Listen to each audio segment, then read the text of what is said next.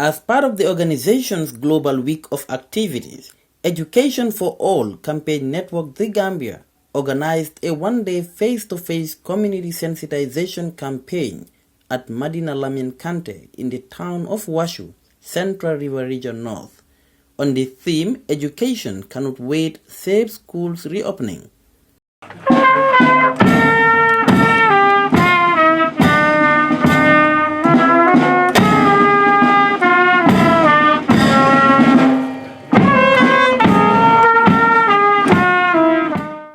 The day-long campaign brought together key stakeholders of the education sector to sensitize parents, caregivers, and school authorities on their roles and responsibilities in the protection of students against COVID-19 as they return to school. That EFANet was existing since 2000 after the Dakar frame of work. And from that time up to date, we are in advocacy so that everybody will go to school. But our today gathering is to see the safe opening of the schools. That's why we are here today. We are out of school for almost about 7 months since March. And everybody is saying that let the children go back to school. Yes, we agree that the children should go back to school. But how do we go back to school? There are protocols that we should follow to go back to school so that the children will be safe in the school. Because we are all parents and we want to see our children in classes learning. But there are protocols that should guide them to be safe from this real pandemic. Let's all believe that COVID is a reality. Once we believe that it's a reality, then we will be able to fight it. But once we don't believe, we cannot fight it because we will not take the precautions that will help us to be free of the pandemic. The campaign is motivated by the long sitting of the students. After almost 6 to 8 months, the children have not been going to school. And actually we know Corona is real, it is existing, but education cannot wait. That is why we said we have to embark on this campaign. A lot of casualties happen because if you can see there are a lot of out-of-school children in our communities. So if we still continue to wait, we will increase the number of children that will still be out of school. And as we know, out-of-school children should be given the opportunity, much more the continuing students. So continuing students that are there in our schools and those that have not even been registered, especially for the grade ones, anytime we delay in opening of the schools, that would mean that those cohort of children, age 6 and maybe age 6 about to go to ECD or age 4, would not have the opportunity to go to ECD or grade 1 at the right time. So meaning any time that is added, any more months added, meaning that age entry to school is being affected. And as a result, the exit age of school at grade 12 would actually be equally affected. So being the case, we realize that education cannot wait, and education has actually suffered in terms of loss of instructional hours. So the corona happening should not actually be an excuse for children to say, or the children to say, we cannot go to school. And by extent, the parents to say, our children cannot go to school because schools are not safe. Well, we are telling everybody that schools are safe if we observe the protocols that are being developed and then that are being guided by WHO and the Ministry of Health. So I think this is basically what prompted us to come out, talk to the people nationally, all right? Commemorate, call it a public-facing event where people can also equally ask questions and to clear their doubts and to make sure that we are all in it together. We do not leave it to one sector alone, but all sectors collaborate, especially our members. For EFANet, we value our members. The participation of our members is very, very important. That's why we want to strengthen their capacity, so that when their capacity is strengthened, they will be able to effectively participate at the grassroots level.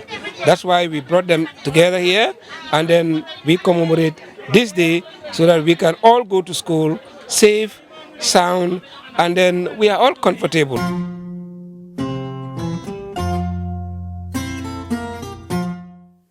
It could be recalled that the Ministry of Basic and Secondary Education had ordered the total closure of all schools in the Gambia since March 2020 in a bid to contain the virus. Mr. Lamin Sonko, PEO of Region 5, spoke on behalf of the Permanent Secretary to thank EFANet for their continuous support to the education sector and called for greater collaborative effort in the fight against COVID-19. Campaign is more than welcoming. EFANet is a relevant partner. EFANet is a very, very effective partner. This is what we need. All what we need is relevant partners such as EFANet. This is more than laudable. The initiative is more than wonderful. It's a marvelous initiative.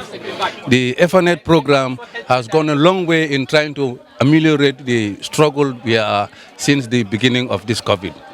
We have done a lot of sensitization, and this is complementing our efforts.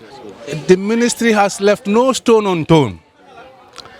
I want to emphasize this on behalf of the Permanent Secretary, on behalf of the Honorable Minister of Basic and Secondary Education, Mrs. Claudiana Cole.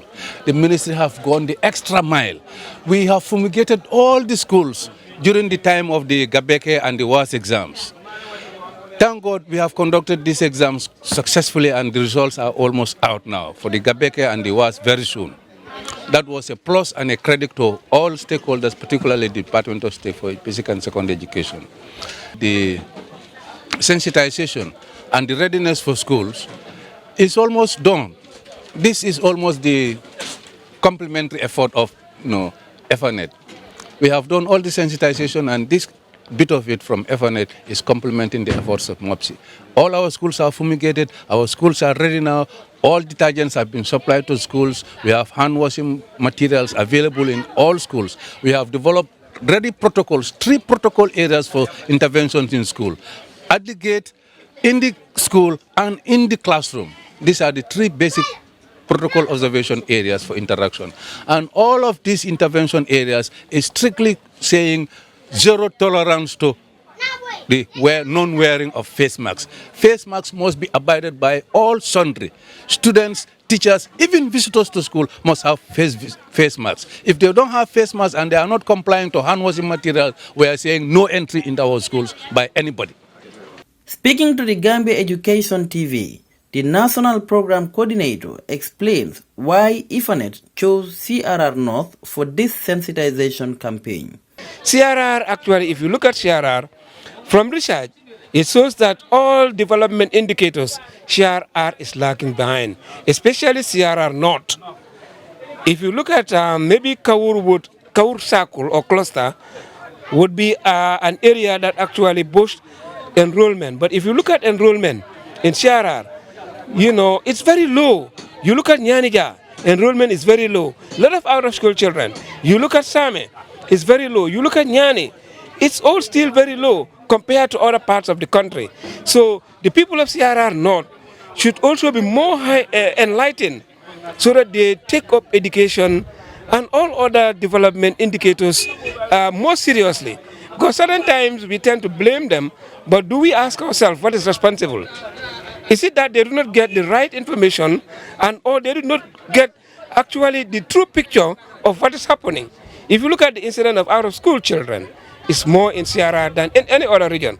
We of course understand that the population dynamic, the movement of people from the rural to the urban is also affecting the region. So we choose CRR based on the need to sensitize the people more on the need to come to value education and to especially register their children in schools, be it conventional, majalis, or madrasa. So we want all kind of education, all forms of education. We want our children to be registered, and not only to be registered, but to complete. They should be retained, and they should be allowed to complete their, secondary education, which is actually very dear to us, and we want everybody to appreciate it and to do our work wherever we are to make sure we come to CRR, especially CRR North, we bring information to them and which are very relevant to them that will also help them make informed decisions. The campaign was attended by a representative of the governor of CRR, the chairperson of the Kuntauru Area Council, the chief of Nyani, the Regional Health Directorate 5, and civil society organizations.